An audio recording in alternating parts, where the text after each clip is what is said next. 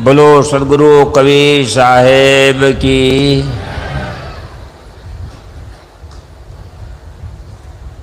पूजनीय संत समाज, उपस्थित श्रद्धालु बंधु, माताओं एवं देवियों,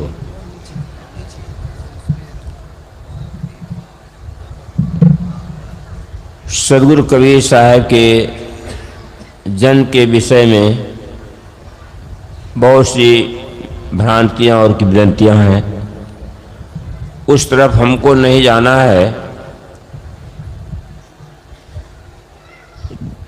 जन्म सबका माता और पिता से होता है, लेकिन सदगुरु कबीर साहब के माता पिता के विषय विवाद है। यह निर्वाद है कि लहरतारा तालाब में कमल के फूलों में सदगुरु कबीर साहब मिले। नीरू नीमा ने उनका पालन पोषण किया। आप जानते हैं सदगुरु कबीर जिस प्रकार से हम आप सभी लोग पैदा हुए हैं, उसी प्रकार से कबीर साहब हुए। लोगों ने अंधश्रद्धावश उनको बतला दिया कि आकाश से वो कमल के फूल पर उतरे और बच्चे के रूप में हो गए। ये सब श्रद्धालु की श्रद्धा की बात है, लेकिन कबीर साहब का जीवन ऐसा दिव्य जीवन था। वो अपने रहनी के द्वारा, अपने विचार विवेक के द्वारा समाज को जो कुछ दिया, आप सभी लोग उसको खुद सुन रहे हैं और जान रहे हैं। सदगुरु कबीर साहब एक प्रतिभा के संपन्न थे। उन्होंने जातिवाद को नहीं माना। ईश्वर ब्रह्म परमात्मा, देवी और देवता, खुदा, भैया भवानी इत्यादि की कल्पना को उन्होंने स्वीकार नहीं किया। जाति पाति के विषय में भी कबीर साहब ने हिंदू और मुसलमान की एकता की बात कही। कबीर साहब से पूछा गया तो आप हिंदू हैं कि मुसलमान? तो उन्होंने कहा हिंदू कहो तो मैं नहीं, मुसलमान मैं ना है। 5 तत्व का पुतला गैबी खेले माए। अपने को हिंदू या मुसलमान स्वीकार वो नहीं करते। खैर कुछ भी कोई कह दे, वो बात दूसरी है। सदगुरु कबीर साहब सत्य को समझते थे। सत्य का जो है उन्होंने उपदेश भी दिया और उन्होंने कहा कि जब तक ना देखे निज नहीं ना, तब तक ना माने गुरु के बहना। जब तक अपने विवेक रूपी नेत्र से न देख ले, तब तक गुरु के वचन पर विश्वास न करे।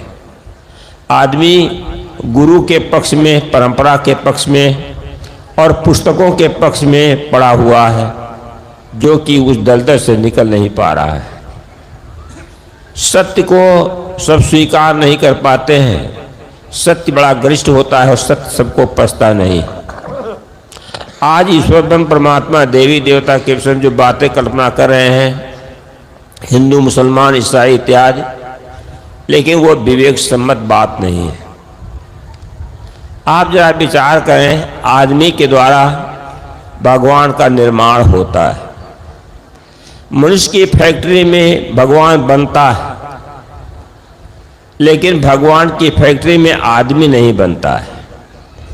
कबीर साहब ने कहा, काजी तुम कौन किते बखानी, झंकत बकत रहा विश्वासर मते को नहीं जानी।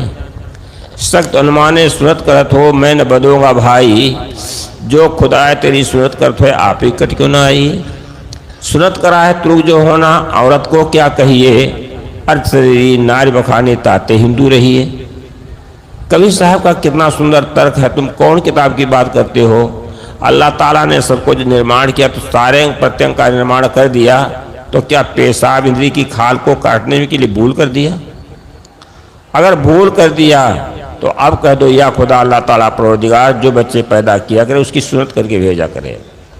लेकिन विश्व में कोई मुसलमान का बच्चा तो जो है सुन्नत करा करके आया है क्या? नहीं आया है। तो कबीर साहब ने कहा यह तो तुम्हारा निर्माण, तुम्हारा बनाया हुआ है। फिर हिंदुओं ने कहा, कबीर साहब ने बड़ा अच्छा कहा, पर हिंदुओं को भी कबीर साहब ने छोड़ा नहीं। वर्णानाम ब्राह्मणों गुरु कहा जाता है। सभी वर्णों के ब्राह्मण गुरु कहे जाते हैं। कबीर साहब वही प्रश्नवाचक चिन्ह लगा देते हैं कि पहले जने वो ब्राह्मण होना मेहरी क्या पहनाया, वो जन्म के सूदन पर से तुम पानी क्यों खाया। अगर तुम्हें भगवान ब्राह्मण बना करके भेजा तो जनेऊ पहना करके भेजना चाहिए। तुम तो बाहर पहनते हो जनेऊ।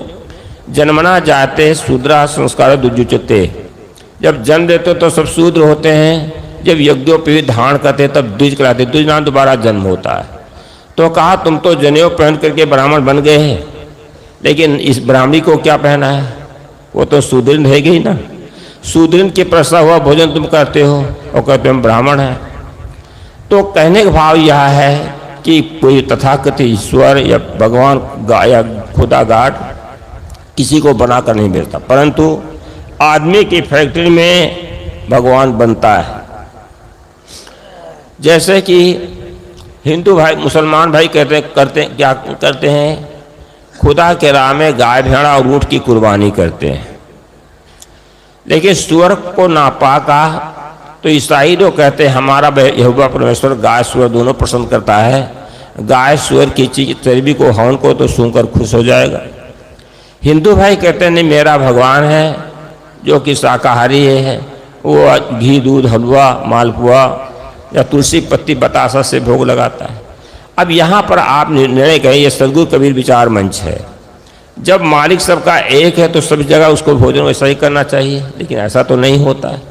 इससे सिद्ध होता है आदमी जैसा होता है उसी प्रकार से भगवान का निर्माण कर लेता है, तो भगवान मनुष्य को नहीं बनाता है। तो कहने का मतलब है जैसे जैसे व्यक्ति होता है वैसे वैसे भगवान बनाता है। देवी देवता का भी निर्माण करता है, अगर मांसाहारी है तो दुर्गा काली को मांसाहारी बना लेता है, अगर शाकाहारी है दुर्गा काली को शाकाहारी बना लेता है। बस देवियों पे काटे सिनी पड़ोस बांटे, अपना ही पेट डांटे, देवी कहे मुँह खाली। पत्थर जो भोग खाता टट्टी जरूर जाता है, ये बात है झूठी तो क्यों चढ़ावे डाली। इस पर थोड़ा विवेक करने की जरूरत है। कबीर साहब ने कहा कि इस प्रकार से देवी देवता के नाम पर भेड़ा बकरा काटना भी अच्छा नहीं होता है। तो देवी देवता का निर्माण आदमी ने किया। जाति पाति के विषय में भी साहब ने कहा और सत्य के विषय में उन्होंने कहा। अब आप लोग विचार करें, अगर कबीर साहब के अनुयायी हैं तो सत्य को समझने की कोशिश करें। सत्य किसी संप्रदाय में बंधा हुआ त्रिकालावादित्वम नित्यत्वम सत्यत्वम, जिसका तीनों काल में बाध न हो सके नष्ट न हो सके, उसको कहते हैं सत्य। वो है क्या? गीता में कहा गया प्रकृति च पुरुषं च विदिनादि उभावपि। प्रकृति और पुरुष को तो अनादि जान। प्रकृति क्या है? ये जड़, मिट्टी, पानी, आग, हवा, ये चार द्रव्य है। पांचवा आकाश कहा जाता है। आकाश शून्य है, अद्रव्य, अवस्तु है, कोई पदार्थ नहीं है। मिट्टी, पानी, आग, हवा ये पदार्थ है, तो इनके परमाणुओं का कभी नाश नहीं होता है। तो ये चार जो द्रव्य है, मिट्टी, पानी, आग, हवा, इसके परमाणु सत्य हैं, वो नित्य हैं, विनाशी हैं। और ये जो परम सत्ता है वो क्या? चेतन की, इसको जो जिसमें ज्ञान है, जानपना है, वो आत्मा है, उसका कभी नाश नहीं होता। ये दो चीज़ें सत्य हैं। अब इसको आप एक समझ लें तो आपको इसका बोध हो सकता है। गांधी जी ने कहा ईश्वर सत्य है, न कहकर कहा जाए सत्य ही ईश्वर है। जो सत्य है वो ईश्वर सत्य है। क्या चीज़? सत्य, जड़ और चेतन दो चीज़ें हैं। ईश्वर के द्वारा सृष्टि होती है। इस पर थोड़ा विचार करें कि सत्य के द्वारा सृष्टि होती है। दो प्रकार की सृष्टि, एक जड़ात्मक सृष्टि है, एक चेतनात्मक सृष्टि है। जड़ात्मक सृष्टि जो है, जैसे कि मिट्टी, पानी, आग, हवा के द्वारा ये पहाड़ है, जंगल है, सोना है, चांदी है, लोहा, तांबा, पीतल, कोयला इत्यादि, ये जड़ात्मक सृष्टि है। चेतनात्मक सृष्टि है, चार तत्वों की, चार खानियों की देह है। मनुष्य, पशु, पक्षी और उष्मज खानी की जीव जो है, ये चार, ये जो चेतनात्मक सृष्टि है। जितने यंत्र हैं, घर घड़ा और सुई, वो सब क्या है? चेतनात्मक सृष्टि है।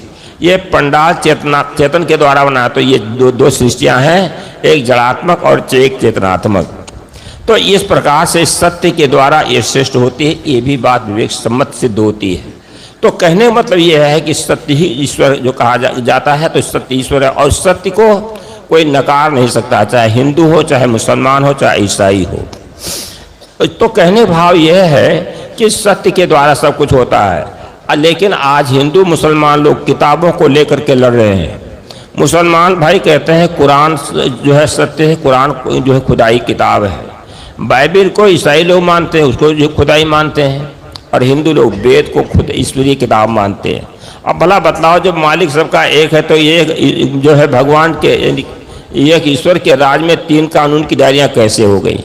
हिंदू, मुसलमान, ईसाई एक दूसरे की किताब को मानने के लिए स्वीकार नहीं है, तो और एक दूसरे के भगवान को भी लोग मानने के लिए स्वीकार नहीं है, जिसके लिए लड़ाई चलती है।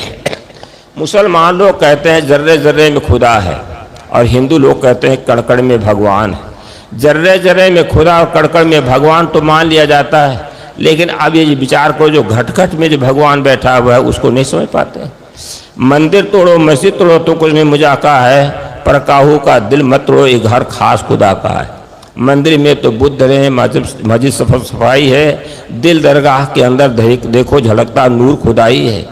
क्या इस भगवान को कोई समझ पा रहे हैं जो सबके अंदर में विराजमान है? आज उसकी तो हत्या की जाती है। कवि साहब ने क्या कहा? जीव मत मारो बापुरा, सबका एक है प्राण, हत्या कब न छूटे जो कोटि सुनो प्राण। ये कबीर साहब की कितना समता की बात है। कबीर साहब ने किसी का खंडन नहीं किया, लेकिन खंडन जहाँ पर किया था मंडन भी किया है। खंडन और मंडन, जैसे कोई बीमारी किसी को हो जाए, पेट की बीमारी, पथरी वगैरह, तो उसको डॉक्टर पहले चीर फाड़ करता है, इसके बाद मरहम पट्टी करके उसको ठीक करता है। इसी प्रकार से खंडन और मंडन तुलसीदास जी ने भी कहा है, वेद निषेध में कलिमल हरणी, कर्म कथा रघुनंदन बरनी। विधि और निषेध, तो कबीर साहब ने उसको कहा, समझाया है कि भगवान है कौन? हृदय बसे ते राम न जाना। जो हृदय में राम बसा हो उसको नहीं जानते। कबीर साहब हृदय निवासी राम कहा है, और 170 बार बीजक में राम शब्द प्रयोग किया है। अब सज्जनों, ये राम सबके हृदय में रमा हुआ है कि नहीं? अब विशेष समय नहीं, उस पर उधर ज़्यादा जाना नहीं है। तो कहने मतलब है कबीर साहब ने राम को भी माना और भगवान को भी माना जो सबके हृदय में बैठा हुआ है। कबीर साहब मूर्ति मानते, कुछ लोग कहते हैं कबीर पंथी तीर्थ नहीं मानते, मूर्ति नहीं मानते, राम को नहीं मानते, लेकिन समझो आप विचार करके, कबीर साहब राम को मानते, झूठी बात को तो नहीं मानते हैं, सही बात को मानते, तीर्थ को मानते हैं। जहाँ संत तहाँ तीर्थ वासु, और जहाँ राम तहाँ अवध निवासु। तुलसीदास जी ने कभी कहा है ये तीर्थराज प्रयाग है। कबीर साहब ने मूर्ति भी माना है। कौन सी मूर्ति? ये जितने बैठे हैं नर नारी सब मूर्तियाँ हैं कि नहीं? आप लोग उस मूर्ति को मानते हैं। मंदिर में पड़ी मूर्ति कुछ खा न सकेगी, पूछो कोई बात तो बतला न सकेगी, पूछो जो कोई बात तो खामोश रहेगी, उठ करके चल दोगे तो कुछ न कहेगी, रख दोगे खाने को फल फूल मिठाई, आ जाएगा चूहा तो कर जाएगा सफाई। इस प्रकार से कबीर साहब इस मूर्ति को मानते हैं। तो आप ये मत समझना कि कबीर साहब कुछ नहीं मानते हैं, ये सब मानते हैं। तो सज्जनों, और भी संतों के सुनना है, कुछ विचार आप लोगों के सामने रख दिया। एक बात आप ध्यान दें, जो संतों के विचार हैं पुस्तकों में लिखा हुआ है। सदगुरु सेवलाल साहब जी आज नहीं है, लेकिन आज उनकी करीब 130 प्रकार की पुस्तकें हैं। वो कबीर साहब का जो विचार है पुस्तकों में, कैसेटें भी बनी हुई है। ये देह तो ना आसमान है। जब शरीर साहब के शरीर से जो आत्मा निकल गई तो हम लोग भी मिट्टी डाल दे, उस शरीर के ऊपर मिट्टी डाले, जिनकी पहले पूजा करते थे, लेकिन बोध ज्ञान ही गुरु है। तो इस प्रकार से साहित्यों को रखो। अपनी लिखी हुई 9 प्रकार की पुस्तकें हैं, वो शायद कहीं के लगा दिया होगा, उन किताबों को रखो। अभी वर्तमान में श्री धर्मेंद्र साहब जी हैं, उनकी भी कई किताबें हैं, उनकी कलम चल रही है, अनवरत रूप से लिख रहे हैं, जो दिमाग में आता लिखते जा रहे हैं। तो जो अंतःकरण का जो प्रतिबिंब है ज्ञान का, वो सब साहित्य रूप में है। साहित्यों को जरूर रखो, उसको ले जाओ, पढ़ो। भाई इन शब्दों के साथ वाणी विराम देता हूँ। बोलो सदगुरु देव की जय।